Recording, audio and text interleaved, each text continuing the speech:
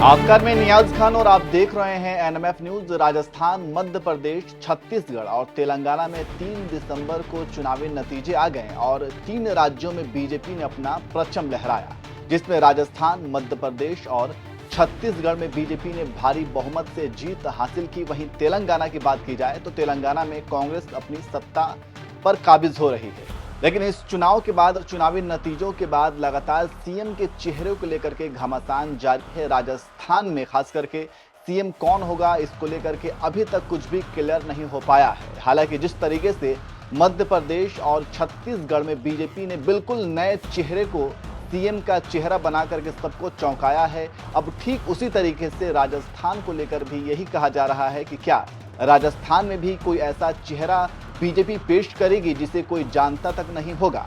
जैसा कि आप जानते हैं कि मध्य प्रदेश में शिवराज सिंह चौहान का नाम चल रहा था, लेकिन बड़े बड़े नेताओं को दरकिनार करके वहां पे मोहन यादव को सीएम का चेहरा बनाया गया है।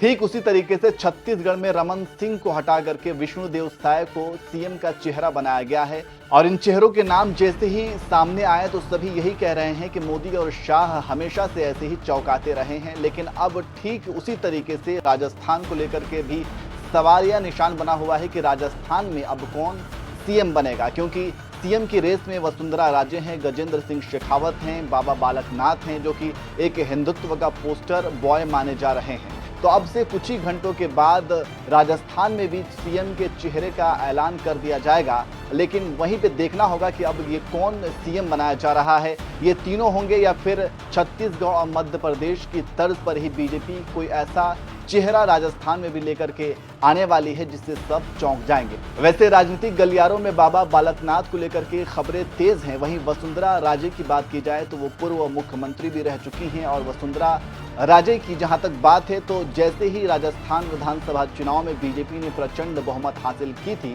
ठीक उसी के बाद वसुंधरा राजे ने विधायकों के साथ लामबंद करना शुरू कर दिया था। खबरों के मुताबिक वसुंधरा राजे ने कई विधायकों से मुलाकात की थी, अपने आवास पे कई विधायकों को बुलाया था और सीएम बनने के पूरी रेस में नजर आ रही थी। वहीं बाबा बालकनाथ को लेकर के मीडिया में चर्चा थी कि बाबा बालकनाथ जो हैं वो राजस्थान के अगले सीएम बनेंगे, क्योंकि वो ठीक हिंदुत्व का एक पोस्टर बॉय माने जा रहे हैं और योगी के तर्ज पर ही राजस्थान में भी कुछ बाबा बालकनाथ को कमान दे करके राजस्थान की राजनीति को बदली जा सकती थी, क्योंकि अब जो है वो 2024 लोकसभा चुनाव को देखते हुए सारे फैसले किए जा रहे हैं। तो अब आपको क्या लगता है, क्या जिस तरीके से छत्तीसगढ़ और मध्य प्रदेश में बीजेपी ने नए चेहरों को उतार करके, नए चेहरों को सीएम का चेहरा बना करके सबको चौंकाया है, क्या ठीक उसी तरीके से राजस्थान में भी कोई नया चेहरा होगा या फिर वसुंधरा राजे या फिर बाबा बालकनाथ को मुख्यमंत्री का पद दिया जाएगा? ये एक बड़ा सवाल है। वैसे आपको क्या लगता है, क्या बाबा बालकनाथ ही राजस्थान के मुख्यमंत्री के चेहरे के तौर पर उतारे जाएंगे या फिर वसुंधरा राजे होंगी या फिर कोई नया चेहरा आने वाला है? कमेंट करके आप अपनी राय हमें जरूर दीजिए।